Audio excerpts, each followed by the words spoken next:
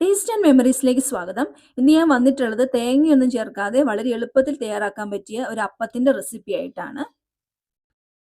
ആദ്യം തന്നെ ഒരു ബൗളിലോട്ട് 250 ml കപ്പിൽ മെഷർ ചെയ്തിട്ട് 1 കപ്പ് വറുത്ത അരിപ്പൊടി എടുത്തിട്ടുണ്ട്. നമ്മൾ ഇടിയപ്പത്തിനും പത്തിരിക്കും ഒക്കെ എടുക്കുന്ന അരിപ്പൊടി ഉണ്ടല്ലോ, അതാണ് എടുത്തിട്ടുള്ളത്. ഇനി വേണ്ടത് ചോറാണ്. 1/4 കപ്പ് ചോറ് എടുത്തിട്ടുണ്ട്. ഞാനിവിടെ മട്ടയരിയുടെ ചോറാണ് എടുത്തിട്ടുള്ളത്. നിങ്ങളുടെ കയ്യിൽ വെള്ള ചോറോ അല്ലെങ്കിൽ വെള്ള അവലോ ഒക്കെ ഉണ്ടെങ്കിൽ അതെടുക്കാം. അപ്പോൾ നമ്മുടെ അപ്പത്തിന് നല്ല കളർ കിട്ടും. ഇനി ചേർക്കേണ്ടത് പഞ്ചസാരയാണ്. 2 ടേബിൾ സ്പൂൺ പഞ്ചസാര ചേർത്തിട്ടുണ്ട്. 1/2 ടീസ്പൂൺ ഉപ്പ്, 1/4 ടീസ്പൂൺ ഈസ്റ്റ്. ഇനി ഇതിലോട്ട് വെള്ളം ഒഴിച്ചു കൊടുത്തിട്ട് നന്നായിട്ട് തന്നെ ഒന്ന് മിക്സ് ചെയ്തെടുക്കണം. എനിക്കിതിവിടെ മിക്സ് ചെയ്തെടുക്കാനായിട്ട് 1/4 കപ്പ് വെള്ളമാണ് വേണ്ടി വന്നത്. 250 ml കപ്പിൽ മെഷർ ചെയ്തിട്ട് 1/4 കപ്പ് വെള്ളം.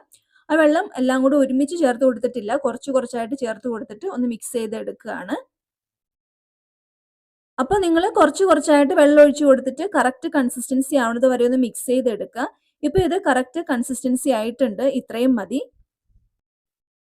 രാത്രിയിലാണ് ഞാനിതിങ്ങനെ മിക്സ് ചെയ്ത് വെക്കുന്നത്. ഈ ഒരു രാത്രി ഇതിങ്ങനെ ഇരിക്കട്ടെ, നമുക്കൊന്ന് മൂടി വെച്ച് കൊടുക്കാം.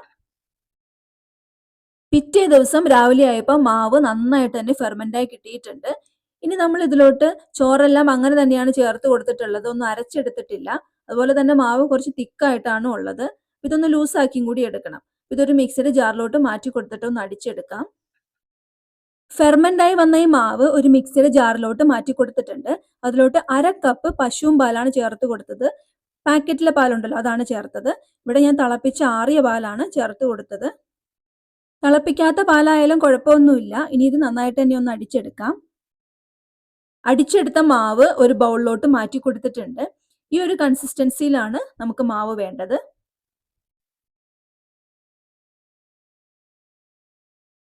ഇനി ഇതൊന്ന് മൂടി വെച്ച് കൊടുക്കാം. നമ്മുടെ ക്ലൈമറ്റ് അനുസരിച്ചിട്ട് 1-2 മണിക്കൂർ കൊണ്ട് തന്നെ മാവ് നന്നായിട്ട് തന്നെ പൊങ്ങി വരും. നല്ല ചൂടുള്ള സ്ഥലമൊക്കെ ആണെങ്കിൽ പെട്ടെന്ന് തന്നെ റെഡിയായി കിട്ടും. എനിക്കിതിവിടെ പൊങ്ങി വരാനായിട്ട് 2 മണിക്കൂർ സമയമാണ് എടുത്തിട്ടുള്ളത്. ഇപ്പം ഇത് നന്നായിട്ട് തന്നെ മാവ് റെഡിയായി കിട്ടിയിട്ടുണ്ട്. ഇനി ഇത് വളരെ പതുക്കെ ഒന്ന് മിക്സ് ചെയ്ത് കൊടുക്കാം. ഇനി പെട്ടെന്ന് പൊന്തി വരാനായിട്ടാണെങ്കിൽ ഒരു പാനിൽ കുറച്ച് വെള്ളം ചൂടാക്കിയിട്ട് നമ്മുടെ ഈ മാവിന്റെ ബൗള് ആ പാനിന്റെ മുകളിലായിട്ട് വെച്ച് കൊടുത്തിരുന്നാൽ മതി. പെട്ടെന്ന് തന്നെ പൊന്തി വരും. ഇനി നമ്മൾ സാധാരണ അപ്പം ചുട്ടെടുക്കുന്ന പോലെ ചുട്ടെടുക്കാം. ചൂടായ പാനിലോട്ട് ഒരു തവി മാവ് ഒഴിച്ചു കൊടുത്തിട്ട് ഒന്ന് ചുറ്റിച്ചെടുക്കുകയാണ്. ചുറ്റിച്ചു കൊടുത്തിട്ട് ഇതൊന്ന് മൂടി വെച്ചിട്ട് വേവിച്ചെടുക്കാം. സൈഡൊക്കെ മുരിഞ്ഞ് നല്ല സോഫ്റ്റ് ആയിട്ടുള്ള അപ്പം റെഡി ആയിട്ടുണ്ട്. എത്ര സമയം കഴിഞ്ഞാലും ഈ അപ്പം സോഫ്റ്റ് ആയിട്ട് തന്നെ ഇരിക്കും.